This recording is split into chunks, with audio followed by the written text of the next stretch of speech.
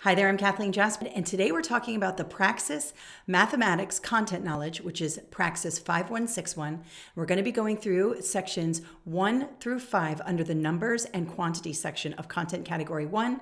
I'm going to teach you some tips and tricks to tackle this part of the exam so you can pass on your first try. Let's get started. All right, so today we're talking about Content Category 1, and that's number, quantity, algebra, functions, and calculus. This content category is 68% of the exam, so it is the biggest part of the exam. And we're going to be working in numbers 1 through all the way down through 5 here.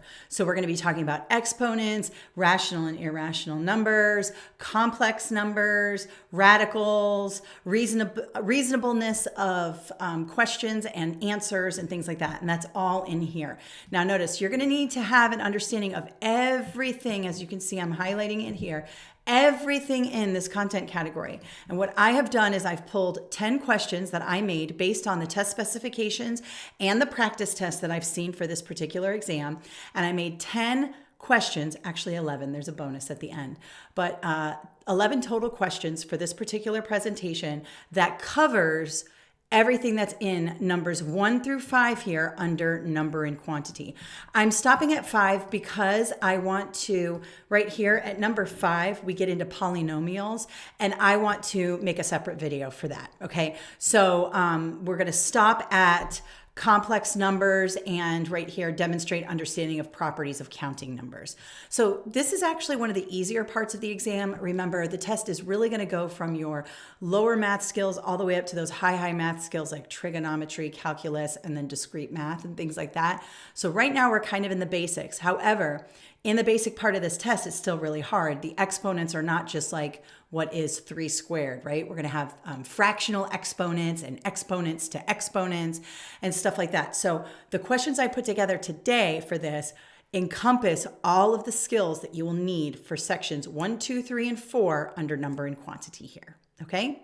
Now, if you want access to these practice questions, they are in the description below. There's a PDF. You can download it, print it out. You can either do them first on your own and then check back in with me in this video, or you can simply print them out and do them with us, or you can just watch the video and see how I do them without printing it out. Just depends on what kind of learner you are. All right. All right. So let's hop on over to my practice test questions. We're going to work these in context. So as I go through these questions, I'm going to talk about them and I'm going to help you understand why they're on the test and how they're presented on the test. So you can see that for number 1 here, we've got some exponents going on. And if I were going to align this to the test specs, I would align it right here under number 1, under number and quantity. And you can see we need to understand the properties of exponents, and then we have some sub-skills going on in here. So number 1, we're going to determine which of the following is equivalent to the expression for all positive values of x. Basically, what we're going to do is rewrite this expression so that it fits our answer choices here. Now remember, whenever I'm taking a math exam, I'm always looking at my answer choices as well, because that helps me to understand what I'm doing. And essentially, and I know this isn't the right term, and remember, this math channel is not for your math professors or your math majors. This is for people trying to pass a high-level math exam. But basically, in my mind, what I feel like I'm doing here is like combining exponents and, turning it into a different expression. So let's do that. What I'm going to do here is I'm basically going to bracket this out into 2 little mini quantities here because I want to deal with one at a time. So I'm going to kind of rewrite this way. 3x to the negative 2 to the third, and that's going to be its own little piece. And then I'm going to do 3x to the third to the negative 2. All right. So first, let me just go with this first piece here. So right now, I'm basically going to distribute this 3 throughout that exponent throughout the rest of the quantity here. So I have 3 to the third. Well, what is 3 to the third? That is 27. And then I'm really going to need to understand my properties of exponents here because I have x to the negative 2, and then I have all of that to the third here.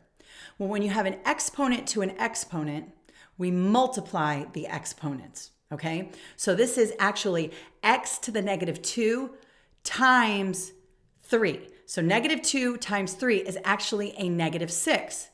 Well, we don't do this, x to the negative 6. We don't want to do that.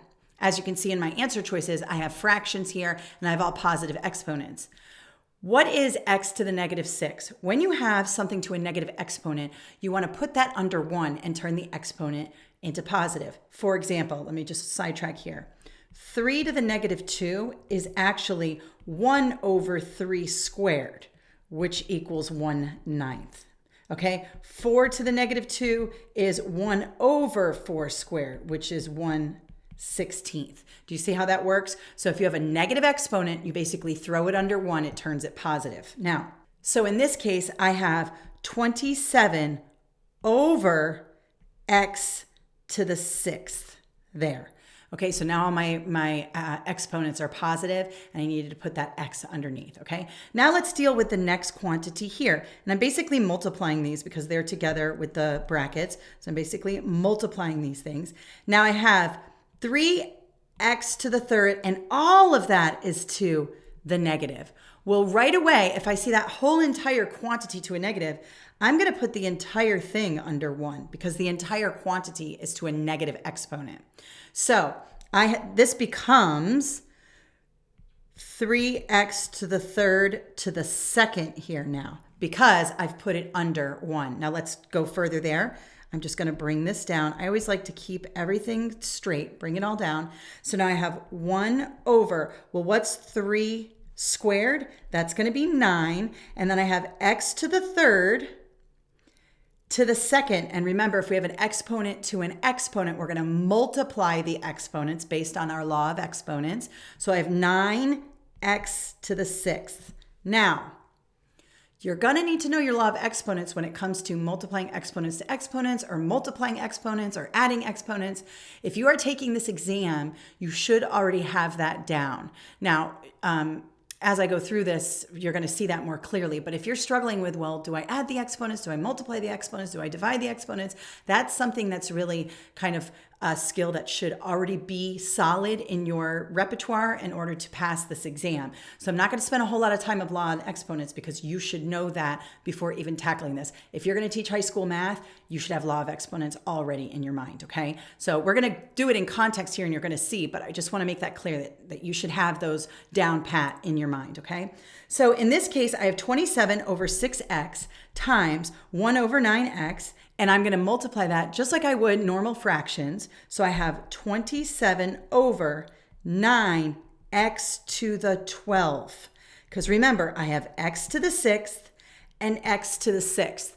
Those have common bases, so I can combine them. But when I multiply exponents, when I'm just multiplying exponents, not an exponent to an exponent, when I'm just taking x to the 6th times x to the 6th, you're going to get x to the 12th because we are going to add the exponents there. So be very careful. Notice that we have some answer choices where you multiplied the exponents right here in A and D, and that would be incorrect.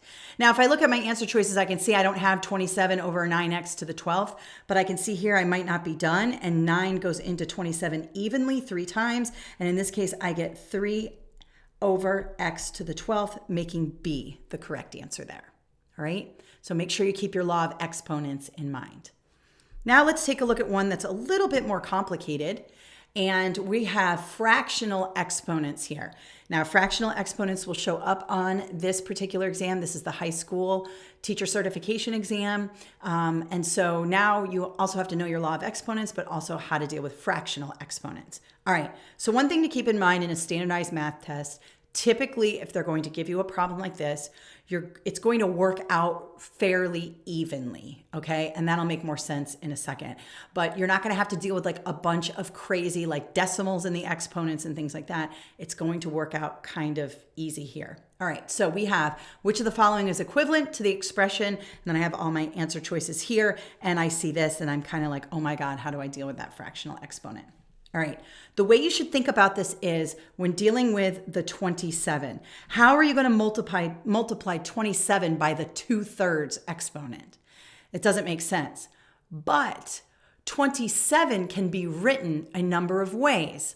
And in this case, because we have a 3 down at the bottom here, we want to think about like the cubed root. Now, I can go and explain this in terms of the radical and all of that. But to make it easier, let's just go ahead and figure out how else could we write 27 when we're talking about exponents. Well, 27 is actually 3 to the third, right? Because 3 times 3 is 9 times 3 is 27. Well, 3 to the third is actually 3 to the 3 over 1, because anything over 1 is itself, right? So I could write it that way. So now if I'm multiplying the exponent in, I can say 3 to the 3 over 1 times 2 thirds, right? And in this case, I would have 3 to the, multiply top and bottom, just like you would a normal fraction, and I would have over 6 to the third. Let's reduce that fraction, and I would have 3 to the second, or turn that improper fraction into a regular number. I don't know, whatever you want to say. Remember, I'm not a math major, but I just know 6 divided by 3 is 2. And now I have 3 to the second, which equals 9. All right, so this 27 to the 2 thirds is 9. And notice like it's in thirds and I'm dealing with 2 thirds. And so it's going to be even like that on the test. It's not going to be like any crazy number. And you're probably not going to get any higher than 2 thirds. You're probably not going to have to do like, I think cubed root is probably the highest you're going to have to go on here. Could be wrong, but typically on standardized math tests, they're working the skill, not necessarily trying to make it as complex and difficult on you, okay? So right there I have 9. So I'm going to cross out D and A because those are out, and I have the rest I got to work out here. So I have 9, and then I have x to the third times 2 thirds, right? Because we're multiplying an exponent by an exponent because it's the exponent to the exponent. And in this case, I'm just going to multiply straight across like I normally do with fractions there. And I get x to the 6 over 3, which is x to the second. So now I have 9x to the second. And then I have y to the 9 over 1 times 2 thirds, which equals 18 over 3, which equals 6. And this becomes y to the 6, making C the correct answer there. All right? So that's how you deal with fractional exponents. Again, we're dealing with not just fractional exponents, but we're dealing with cubed roots, multiplying fractions, and I would say maybe order of operations kind of. So there's a bunch of different skills kind of packed into this one question, and just keep everything straight. Notice that it all kind of works out evenly. You can see that the 3's and the 2's and the cubed roots and all of that kind of work out evenly. And so that's going to be in our favor there. Okay, so let's try another fractional exponent. We have the quantity 16x to the 4th, y to the 6th, and all of that to the 1/2. Now I'm dealing with a 1/2 here. This 2 indicates a square root. The other one was 2 thirds, which indicates a cubed root. In this case, it's going to be a little bit easier. We're dealing with square roots. And what's another way to write 16 here? So we're dealing with a square root. Well, 16 is also 4 squared, right? So I have 4 squared, or 4 to the 2 over 1. Now I have to multiply by that 1/2. And so I multiply those exponents, and I get basically 4 to the 2 over 2, which equals 4 to the 1, which equals 4. All right, so that first part of the quantity is 4. Now I have x to the 4th, y to the 6th, and all of that to the 1/2. Well, let's deal with x to the 4th. X to the 4th is really x to the 4 over 1. I'm going to multiply that by 1/2 and multiply straight across there, and I get x to the 4 over 2, or x to the 2. So I'm going to bring that down here. I have 4x squared. Now I have this y to the 6th to the 1/2. So let's go y to the 6 over 1 times 1 over 2, which equals y to the 6 over 2, which equals y to the 3rd. And my answer becomes 4x squared y to the 3rd, which is B. So we just covered this portion of the specs here. Now, again, I don't know if it's going to be presented in those exact terms, but those are some ways in which you will see properties of exponents in the on the exam. So make sure you kind of understand. I chose fractional exponents because a lot of people don't know how to do those. And if you see them on the exam, they're not that difficult and you can get those answered correctly just by knowing a few things there. So remember, with the fractional exponents, you probably won't have anything bigger than the cubed root. So it'll probably be something to the 1/3 or the 2/3, right? And you may have something to the 1/2 or something with a 2 underneath, okay? So that's how you do those particular problems. Okay, so when we're talking about numbers in quantity and we're talking about rational and irrational numbers, you may see radicals, you may see exponents. This particular problem stood out to me. I saw this on a practice test, not this exact problem, but a problem similar to it. And I decided to put it here because it kind of falls into what we're talking about in the specs. So you might see something like this. For which of the following values of x is f of x undefined? Choose all that apply. Now this could confuse a lot of people because first of all, you've got a radical, you've got choose all that apply, and what is this undefined business? Here's all you have to know about something being undefined, all right? The denominator has to equal to 0, meaning everything in the denominator equals 0. If it equals 0, the whole thing is undefined. That's all we're going to say. We could get into a long math lesson. I am not the best person to do that. I am the best person to show you the simplest way to get from point A to point B, and that's what I'm going to talk about today. So if you see anything about the values being undefined, you most likely will see some sort of a fraction, and you need to find the answer choice that makes the denominator 0. That's all you got to know, okay? So let's take a look here. I want to make it all equal to 0. So all I'm going to do is plug and play, all right? So I'm going to take 10 here. And I'm going to plug 10 into wherever I see x, because f of x is a function of x. And basically, we're taking this and we're pushing that into wherever you see an x, okay? And so we have x squared. So that would be 10 squared minus 10 times 10. Well, look at this. This is 100 minus 100, right? Does that equal 0? Yes, it does. I'm going to grab box number 1, okay? So that works. Let me go ahead and... Now let's try the next box. I have x equals -1. So I'm basically going to plug in -1 wherever I see x. And I get -1 squared minus 10 times -1. Well, right away, I can see -1 squared is -1 times -1, which is 1. And then I have a minus 10 times a -1, which is going to be plus 10. This equals 11. 11 is not 0, and 0 is the magic number here. So I am not going to choose box 2. Let's erase this and try the third box here. The third box is 0. 0 is looking pretty good since we're going to be multiplying here. If I plug 0 into both of these, everything becomes 0. And so the denominator does equal 0, which makes it undefined. So I'm going to check that box. And then if I have number 1 and I put that in, so that'd be 1 squared minus 10 times 1. 1 squared is 1 minus 10 equals -9. -9 is not 0. 0 is the magic number. So I do not want to pick that last box. So for which of the values of x is undefined?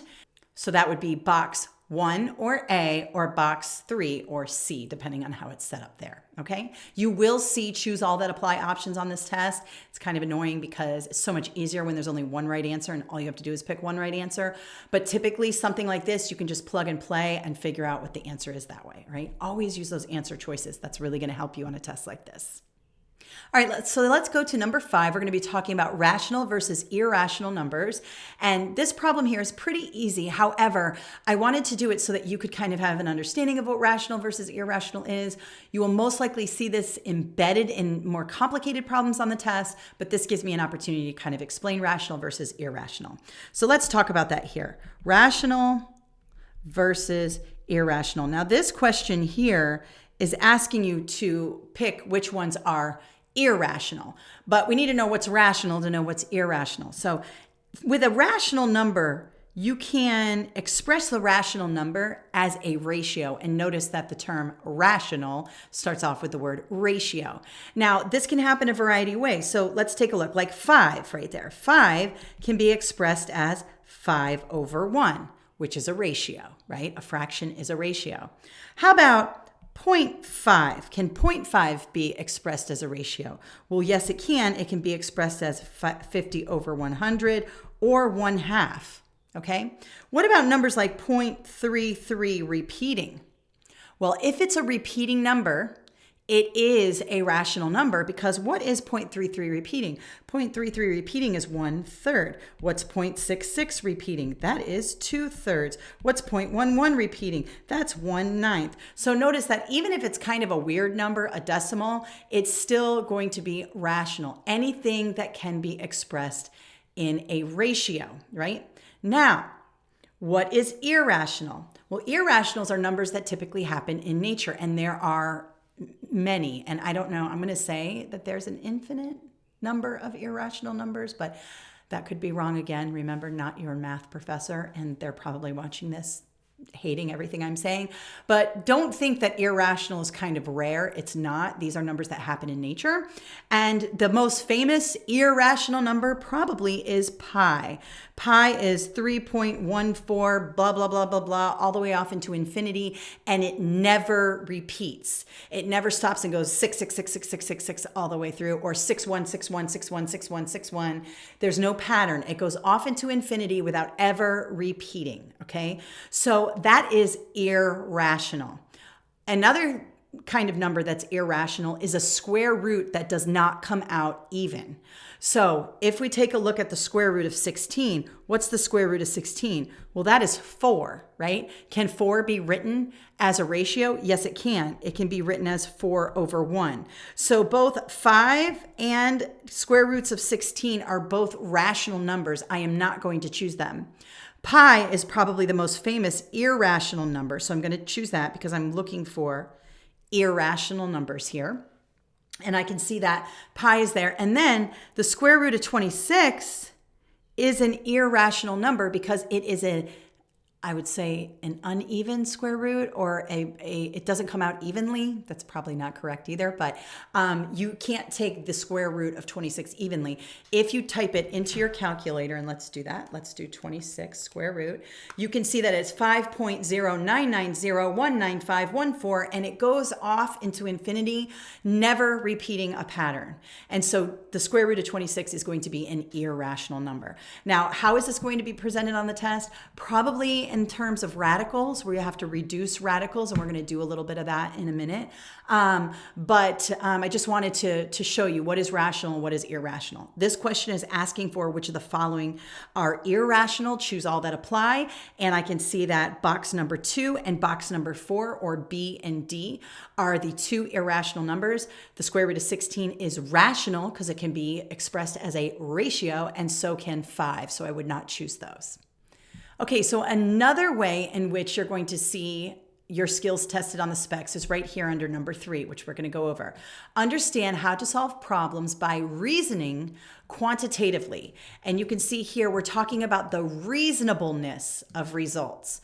So really that's just you kind of figuring out the math and thinking, does that make sense? Is that reasonable? And that's a big part of math. If you're working through a problem and you're like, wait, that percent looks too low, or this decimal is too weird, that is kind of thinking about the reasonableness of your answers. And that's going to be tested really throughout this exam, all right? So let's pop over and see what that might look like on the test. So I saw something similar to this on a practice test question, and I modified it obviously, but this might be one way in which your reasonableness is tested on the exam, okay?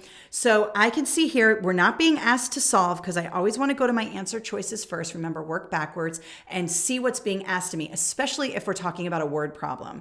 Don't ignore your answer choices and just start reading the word problem, because what will happen is you'll read the word problem and you'll try to work it out, and then you'll realize, oh, they didn't want me to work it out. They just wanted me to pick the equation or the representation.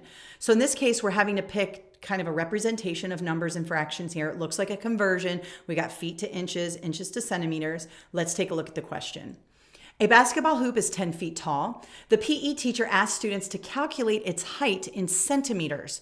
Which of the following could students use to calculate the height in centimeters?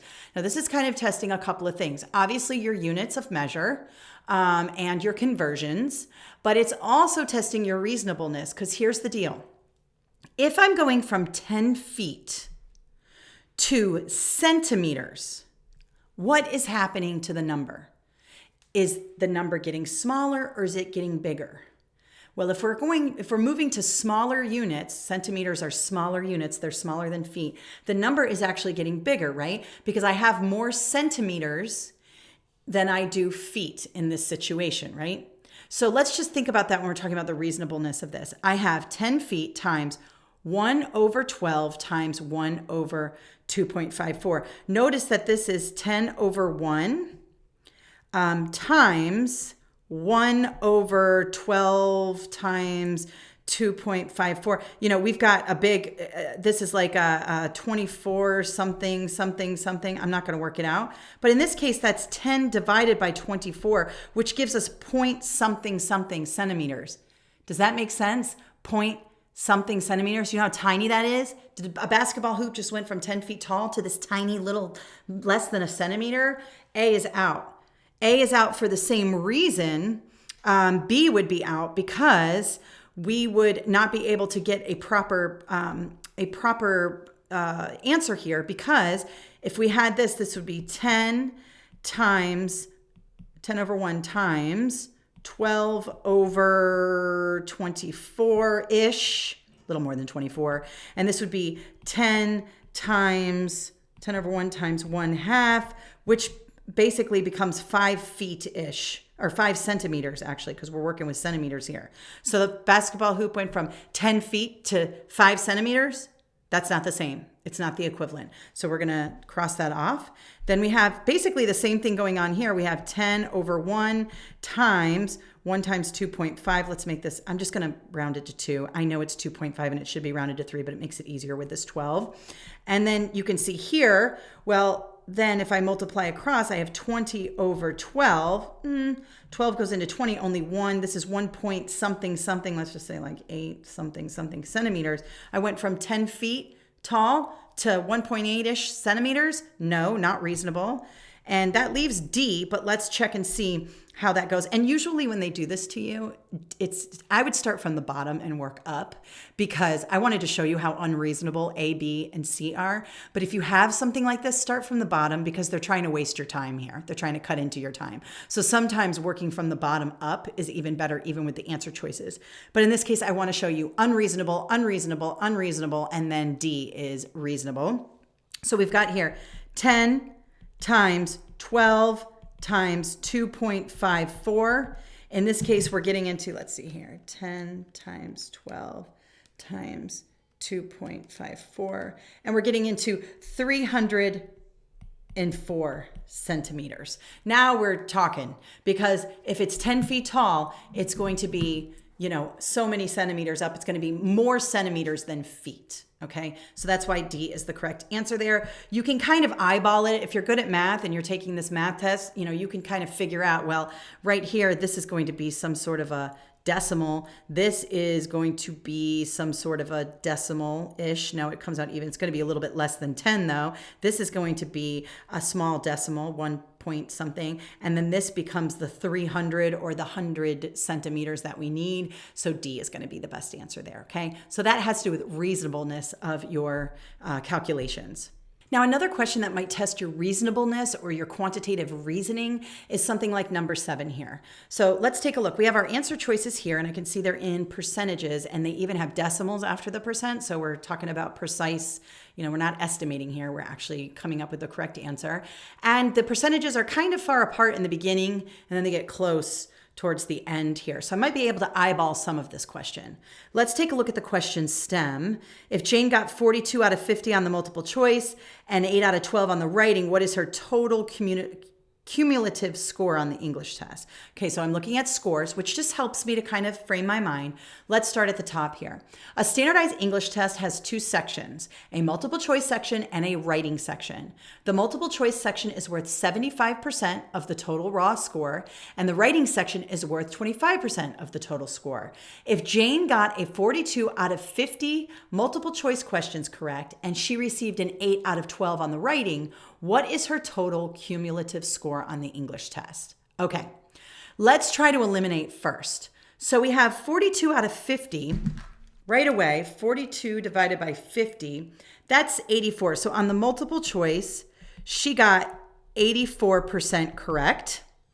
And then on the writing, she got an 8 out of 12, which is a 0.666. So I'm going to go with a 67% there. Okay, so the writing.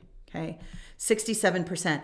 Well, I can take out A and B right away because her cumulative score here is definitely going to be above a 50. So A and B are out. Now C and D are very, very close together. So I'm going to have to work this out to the decimal. So I want to make sure I'm very precise in how I do this. Okay. So let's start again. Let's get it more precise percentage here when we're talking about the multiple choice and the writing, because I've got very close numbers for C and D. A and B were easy to eliminate. Now I got to get more precise for C and D. Here we go. 42 out of 50. So we got 42 out of 50 for the multiple choice, and the writing is 8 out of 12. Okay. Now the multiple choice is 75% of her grade, and the writing is 25% of the grade. I did this question because you guys are always asking me how the Praxis is scored. And so this is one way to figure out how you score the Praxis when you have a writing component. Just a quick FYI. All right. So I have 42 divided by 50 gives me 0.84. I'm going to keep everything in decimals right now, and then I'll convert to a percentage in just a second. So that gives me 0.84, but that's 75% of the total grade. So I need to multiply that by 0.75. And so 0.84 times 0.75, and I get 0.63. Just save that, leave 0.63 there, okay? Now, I have 8 out of 12. 8 divided by 12 equals 0.66, repeating. Let's go to 0.667. I'm going to take it out 3. Because these are so precise. We're so close with the 79.7 and 80.6. So let me just do that for accuracy. And then that is 25% of her grade. So let's multiply that by 0.25. So I get 0.167. And remember, I'm going to take it out 3 decimals here because we've got it 3 here. And I want to make sure I'm precise and accurate enough to get that done. Okay. So I have 0.63 plus 0.167, and I get 0.797. If I'm looking for a percent, I move this over here and I get 79.7%. All right. Now let's take a look at this last answer choice here. So C is our answer, but I included D for one reason. All right.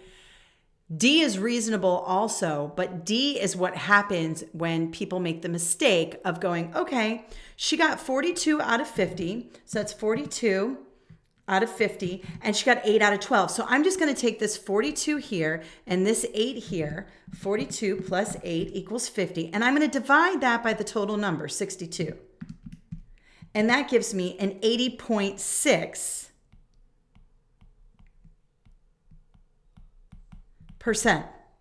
But that is wrong.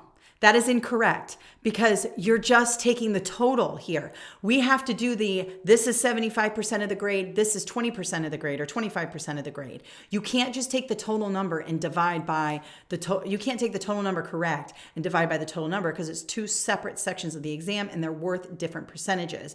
This would be more apparent if the quantities were a little bit different. If this were like, 30 out of 50 and 6 out of 12 or something like that, you might see more of a difference. But I did this question because 2 reasons. A and B are unreasonable and you want to get those out as soon as possible. And then C and D actually test your understanding of percentages of each thing and then combining those percentages. It's not just taking the full test. You actually have to take 75% and 25%, find those, and then combine them later. Okay, so that's how you do that. And it's similar to how you would score yourself on the Praxis exam. Now, another piece of this exam is working through complex numbers, radicals, commutative, associative property, and things like that. And this is all going to be under number 4, which is the last portion of this particular video. Now, you've got order of operations here, adding, subtracting, multiplying, and dividing. Obviously, this test is very hard, so they're not going to give you some basic adding, subtracting, multiplying, and dividing. They're going to throw it into, an equation or an expression with complex numbers and things like that. So I chose a few questions that are a little bit difficult. Let's take a look at this question here. I chose this for a couple of reasons. Number 1, it deals with complex numbers and imaginary units. And it also deals with radicals and factoring out radicals and all of that. So these are some things you're going to definitely need to know for this particular exam. So it says, express the equation using the imaginary unit I. All right. And I can see that I is in the answer choices below. Now, I is an imaginary number. And you may say, wow, that's great. Now I have to know imaginary numbers. I thought the same thing when I was making this, but it's really important that you understand this. I know that imaginary numbers are not in real life. Like, I don't have an imaginary amount in my bank account. I don't have an imaginary credit score. Those are all real things that I have to put in the bank or have on my credit score. But when we're talking about negative under the radical, you're going to have to understand that that is an imaginary number because it is impossible to have a negative under a radical. So let's just deal with this, okay? So basically what we're going to try to do here is we are going to pull out the negative and factor this radical in order to figure out how to express this equation. So when we think about I equals the principal square root of -1. Basically, that means that if you have a negative number under a radical, you can pull out the -1, the principal square root of -1, and call it I. All right. So essentially, we're going to factor this square root in a number of ways, or this radical in a number of ways. First, I'm going to pull out the I. And in this case, I have I, which turns this into the square root of 27 now, because I pulled out that -1. Do you understand what I'm saying? So I pulled out the I. I essentially pulled out the negative sign. That's all you did. Take the I, put I in front of it, and you pulled out the negative sign. Now I have the square root of 27. Now what I want to do is factor this in a way that I can, remove part of the square root here. So the square root of 27 is 3 and 9, and that's also 9 is 3 and 3. Well, notice I have a perfect square here. So what do I do when I have a perfect square here? So this means it's the square root of 3 and the square root of 9. So this becomes the square root of 3 and this becomes 3, right? Because 9, square root of 9 is 3. But I also have this I here, all right? So now let's test the commutative property. You're basically multiplying all of these together. You're multiplying them all together. So that means you can switch the order so that the order is like what you see in the answer choices. And in this case, I'm going to have B, which is 3 square roots of 3I. Because what I did was I pulled out the -1 by taking the I here. Then I'm left with the square root of 27. If I reduce that radical or factor the radical, basically, I have a 3 and a 9, which is the square roots of 3 and the square roots of 9. The square roots of 3 cannot be squared. You can't take the square root of 3, but 9 can. We pulled that 3 out. So I have I square roots of 3, using the commutative property to make it a little more, this is how it's written in math. I don't know why they put the I at the end, but they just do. Usually the variable is at the end of it, I guess. I don't know, but this is how it's written. So we have 3 square roots of 3IB is the right answer there. All right. Now, in another way you might see this on the exam is to conjugate the complex number. Now, when we talk about complex numbers, we usually have an imaginary number here and a real number here. So -5 is a real number, but -2i is not a real number. Now, why would we want to find the conjugate of this? It's going to be explained in just a second. It's in our bonus question. But really, all you have to do here is you're going to take the opposite of the imaginary part here. That's it. That's the conjugate. So it becomes -5 plus 2i, and that is D. All right. So when we talk about the conjugate, again, we are taking the opposite of the imaginary part, leaving the real part alone. So let's just say 7 plus 4i. This becomes 7 minus 4i. Let's say it's -2 minus 50i. This becomes -2 plus 50i. That's how you do the conjugate of a complex number. So that brings us to our bonus question. This is number 10 for our bonus question. And remember before we just said, why would we conjugate the complex number? Well, you might be asked something like this. So it says, rationalize the denominator. Now, we have this imaginary number in the denominator. We cannot have imaginary numbers in the denominator. Why? I don't know. We just can't. Go to another math channel and ask. Khan Academy has a really good way of explaining all of this. I go to Khan Academy all the time to figure this out. But just for quick reference, you can't have an imaginary number in the denominator. Just remember that for the exam. So what do we do when we want to get rid of that, right? We want to rationalize the denominator by multiplying this whole fraction by its conjugate, all right? And the way we do that is we take 3 over negative 5 minus 2i. We're going to multiply it by the conjugate, which means we're going to multiply it by negative 5 plus 2i. Remember, the conjugate keeps the real number the same, which is the negative 5, and it changes or it takes the opposite of the imaginary component. So negative 2i becomes positive 2i, all right? Now we're going to multiply across just like we would a normal fraction, and we are going to distribute this 3. So let me just get the top done, okay? And it says 3 times negative 5 is negative 15. And then I have plus 2i. So this would be plus 6i, right? Because if we distribute the 3 times negative 5 is negative 15. And then plus 6i, because 3 times 2i is positive 6i, all right? Now let's deal with the bottom. So I'm going to leave this bottom blank here.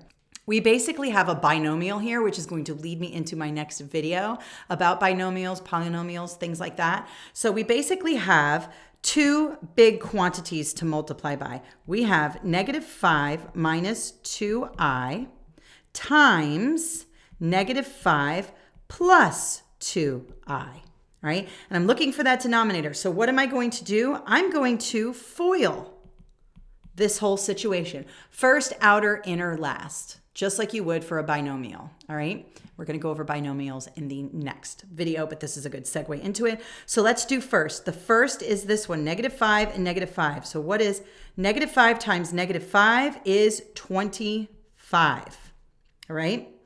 And then we have outer. Outer is negative 5 times 2i, which is negative 10i, because negative 5 times 2 is 10, negative 10, and then we put that I in the end. So negative 5 times 2i is negative 10i. And then we've got inner. Negative 2i times a negative 5 is positive 10i.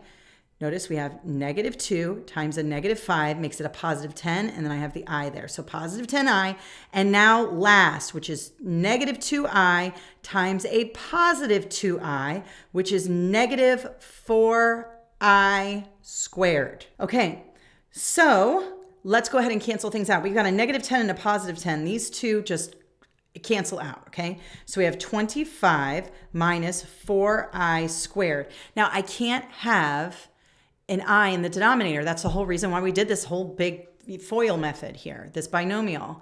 Well, remember, we know what I squared is. Remember, I is the principal square root of negative 1 from our question before. I squared equals negative 1, right? Because if I were to square both of this, I would get I squared equals negative 1. So we're essentially saying 25 minus 4 times negative 1, which equals 25 plus 4, because negative 4 times a negative 1 is a positive 4, which equals 29. So let me pop that back up here into my denominator here, and I get 29. Now, I can't cancel anything out. That's the way it's going to stay. So I have negative 15 plus 6i over 29, and that is A. A is our answer there. All right, so that is the end of our first video for the Praxis 5161, which is the mathematics content knowledge. Hopefully you got some good information here today. Remember, the slides that I used are down in the description. Just click the link and you'll be able to download them as a PDF if you haven't already. If you have any questions, go ahead and throw them in the comments below.